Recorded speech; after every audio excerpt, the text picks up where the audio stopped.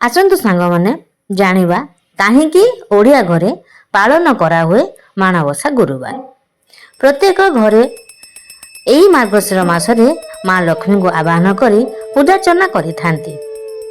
ଓଡ଼ିଶା ହେଉଛି ଜଗନ୍ନାଥଙ୍କ ରାଜ୍ୟ। ଏଠି 12 ମାସରେ 13 ପର୍ବ ପାଳନ କରିଥାନ୍ତି ଏହି ଓଡ଼ିଶାବାସୀ। ଆଉ ସେଥିମଧ୍ୟରୁ ଅନ୍ୟତମ ହେଉଛି ମାର୍ଗଶିର ମାସ ମାଣବସା ଗୁରୁବାର। ତ ଆଜି ହେଉଛି ମାର୍ଗଶିର ମାସର ସେହି ଗୁରୁବାର ପର୍ବ। ଧନଦାତ୍ରୀ ମା ଲକ୍ଷ୍ମୀଙ୍କୁ ମାର୍ଗଶିର ମାସ ଗୁରୁବାର ଦିନ ପ୍ରତ୍ୟେକ ସଧବା ନାରୀମାନେ ଅଗଣାରେ ରଙ୍ଗ ବିରଙ୍ଗ ଝୋଟି ପକାଇ ନୂଆ ଲୁଗା ପରିଧାନ କରି ଧାନ ଖଟୁଲିରେ ସୁସଜ୍ଜିତ କରି ମାଙ୍କୁ ଆବାହନ କରିଥାନ୍ତି ପ୍ରତ୍ୟେକ ଘରେ। ଏଥିପାଇଁ ଗାଁଠୁ ସହର ଚାରିଆଡ଼େ ଉତ୍ସବର ପରିବେଶ ଦେଖାଯାଇଥାଏ।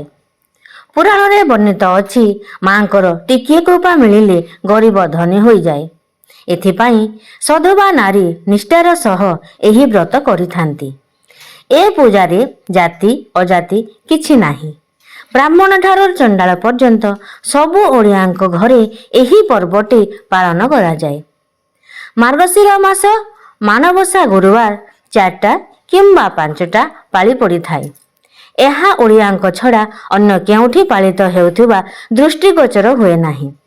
ମାଣବସା ଗୁରୁବାର ଓଷା ପୂର୍ବଦିନ ରାତିରେ ଗୃହିଣୀମାନେ ଘରଦ୍ୱାର ଲିପାପୋଛା କରି ଝୋଟି ଚିତା ପକାଇଥାନ୍ତି।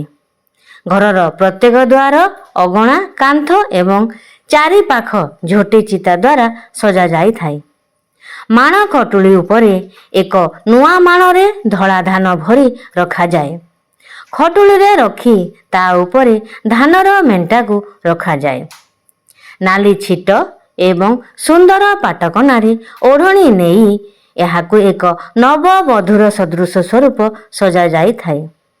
ମା ଲକ୍ଷ୍ମୀଙ୍କର ଖଟୁଳି ବା ଆସ୍ଥାନ ଚାରିପଟେ 16 ପାଖୁଡ଼ା ବିଶିଷ୍ଟ ଦିବ୍ୟ ପଦ୍ମ ଅଙ୍କନ କରାଯାଇଥାଏ। ଘରର ଚତୁଃପାର୍ଶ୍ୱରୁ ମାଙ୍କର ପଦ୍ମପାଦର ଚିତା ଆସ୍ଥାନ ପର୍ଯ୍ୟନ୍ତ ଅଙ୍କାଯାଏ। ଲକ୍ଷ୍ମୀଙ୍କର ସ୍ଥାପନା ପାଇଁ ଠାକୁର ଘରର ଏକ ସ୍ୱତନ୍ତ୍ର ସ୍ଥାନ ନିରୂପଣ କରାଯାଏ।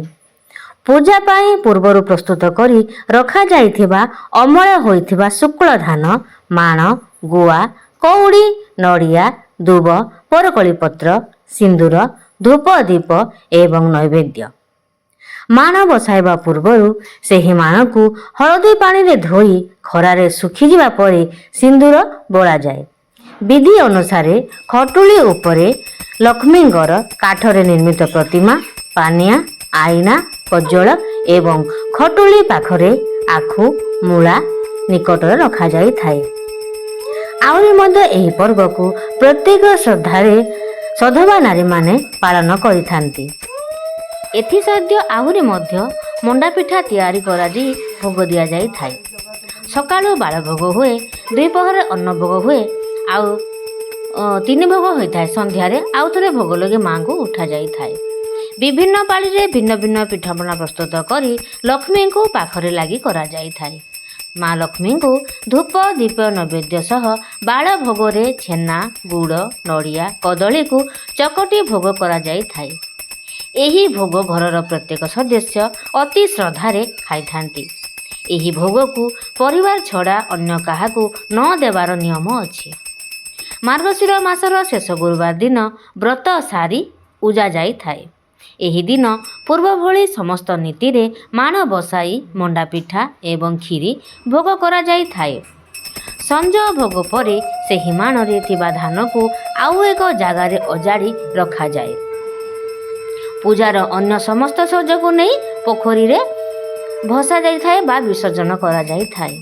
ପୂଜାରେ ବ୍ୟବହୃତ ଧାନକୁ କୁଟି ସେହି ଧାନରୁ ବାହାରୁଥିବା ଚାଉଳରେ କ୍ଷୀରି ବା ଜାଉ ରାନ୍ଧି କେବଳ ଘର ଲୋକଙ୍କ ମଧ୍ୟରେ ଖିଆଯାଇଥାଏ।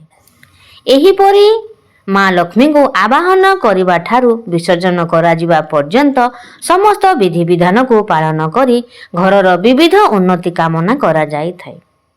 ଆହୁରି ମଧ୍ୟ ସେହି ଧାନକୁ କୁଟି ଯେଉଁ ଚାଉଳ କଢ଼ାଯାଇଥାଏ, ସେହି ଚାଉଳକୁ ବସନ୍ତ ପଞ୍ଚମୀ ବା ସରସ୍ୱତୀ ପୂଜା ଦିନ ଶୁଭାରମ୍ଭ କରାଯାଇଥାଏ, ଅନ୍ୟ ଦିନ ନୁହେଁ। ପୌରାଣିକ କଥାବସ୍ତୁ ଅନୁଯାୟୀ ଏକଦା ମାଣବସା ଗୁରୁବାର ଦିନ ମା ଲକ୍ଷ୍ମୀ ସ୍ୱାମୀଙ୍କ ଠାରୁ ଅନୁମତି ନେଇ ନଗର ପରିଭ୍ରମଣରେ ବାହାରି ଗଲେ। ବ୍ରାହ୍ମଣୀ ରୂପରେ ସେ ଘର ଘର ବୁଲିଲେ। ଅନେକ ସ୍ଥାନ ବୁଲିବା ପରେ ସେ ଶ୍ରିୟା ନାମକ ଜଣେ ଚଣ୍ଡାଳୁଣୀ ଘରେ ପହଞ୍ଚିଥିଲେ। ଘରଦ୍ୱାର ପରିଷ୍କାର କରି ଲିପା ପୋଛା କରି ଶ୍ରିୟା ତାଙ୍କ ପୂଜା ପାଇଁ ସଜ, ଭୋଗ ଏବଂ ନୈବେଦ୍ୟ ଆଦି ସଜାଡ଼ି ରଖୁଥିଲା। ମା ଲକ୍ଷ୍ମୀ ତାହାଙ୍କ ଭକ୍ତିରେ ମନ୍ତ୍ରମୁଗ୍ଧ ହୋଇ ସେଠାର ହିଁ ରହିଗଲେ। ସେ କାଳରେ ସମାଜରେ ଛୁଆଁ ଅଛୁଆଁର ଭେଦଭାବ ଥିଲା। ଏହା ଦେଖି ପ୍ରଭୁ ବଳରାମ କୋପ ପ୍ରକାଶ କଲେ। ଚଣ୍ଡାଳୁଣୀର ଘରେ ପାଦ ଦେଇଥିବାରୁ ବଡ଼ ଦେଉଳ ଦ୍ୱାର ମା ଲକ୍ଷ୍ମୀଙ୍କ ପାଇଁ ବନ୍ଦ ହୋଇଥିଲା। ପରେ ଅପମାନିତ ହୋଇ ମା ମଧ୍ୟ ମନ୍ଦିରରୁ ବାହାରି ଯାଇଥିଲେ। ଲକ୍ଷ୍ମୀଙ୍କ ନିର୍ଦ୍ଦେଶରେ ସମୁଦ୍ର କୂଳରେ ବିଶ୍ୱକର୍ମା ଆଉ ଏକ ପ୍ରାସାଦ ଗଢ଼ି ଦେଇଥିଲେ। ତାଳ ବେତାଳକୁ ଡକାଇ ମା ବଡ଼ ଦେଉଳରୁ ସବୁ ଜିନିଷ ଲୁଟି ନେଲେ। ଶ୍ରୀମନ୍ଦିରକୁ ଶ୍ରୀହୀନ କରିଦେଲେ। ଖାଇବାକୁ ନ ପାଇ ଦୁଇ ଭାଇ ଭୋକରେ ଆଉଟୁ ପାଉଟୁ ହୋଇ ଶେଷରେ ସେହି ପ୍ରାସାଦ ସମ୍ମୁଖରେ ପହଞ୍ଚିଥିଲେ। ପ୍ରାସାଦ ମାଲିକାଣୀଙ୍କ ଆତିଥେୟତା ବିମୁଗ୍ଧ ହୋଇ ସେମାନେ ପ୍ରାସାଦ ମୁରବୀକୁ ଭେଟିବାକୁ ଚାହିଁଲେ।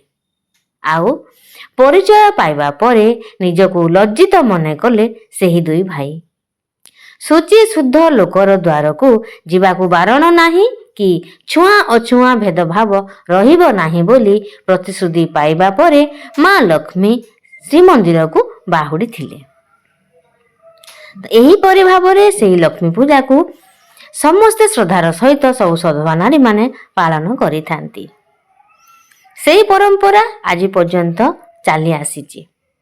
ତ ସାଙ୍ଗମାନେ, ଆଜି ହେଉଛି ଆମ ଘରର ପ୍ରଥମ ପାଳି, ମାନେ ପ୍ରଥମାଷ୍ଟମୀ ପରେ ଆମର ଏଇଟା ହେଉଛି ପ୍ରଥମ ପାଳି। ତ ଆପଣଙ୍କୁ ଏହି ଛୋଟିଆ ବିଷୟ କେମିତି ଲାଗିଲା ନିଶ୍ଚିତ ଜଣାଇବେ। ଏହି ବିଷୟଟି ସମସ୍ତେ ପ୍ରାୟ ଜାଣିଥିବେ। ତ ସାଙ୍ଗମାନେ, ଆଜି ପାଇଁ ଭିଡ଼ିଓ ଏତିକି ଥାଉ। ନେକ୍ସଟ ଦେଖା ହେବା ଆଉ ଗୋଟେ ବହୁତ ସୁନ୍ଦର ଭିଡ଼ିଓରେ। ତ ଭିଡ଼ିଓ ଯଦି ଭଲ ଲାଗିଲା ତାହେଲେ ଲାଇକ୍, ସେୟାର, କମେଣ୍ଟ କରିବାକୁ ଜମା ବି ଭୁଲିବେ ନାହିଁ। ତ ରହୁଛି ସାଙ୍ଗମାନେ, ଜୟ ମା ଲକ୍ଷ୍ମୀ। ମା ଲକ୍ଷ୍ମୀ ସମସ୍ତଙ୍କ ଘରେ ଧନ ଧାନ୍ୟରେ ପୂର୍ଣ୍ଣ କରନ୍ତୁ। ସମସ୍ତଙ୍କ ଖୁସି ମନ ଭିତରେ ରହୁ। ଘରେ ଖୁସିର ବାତାବରଣ ଆସୁଥାଉ।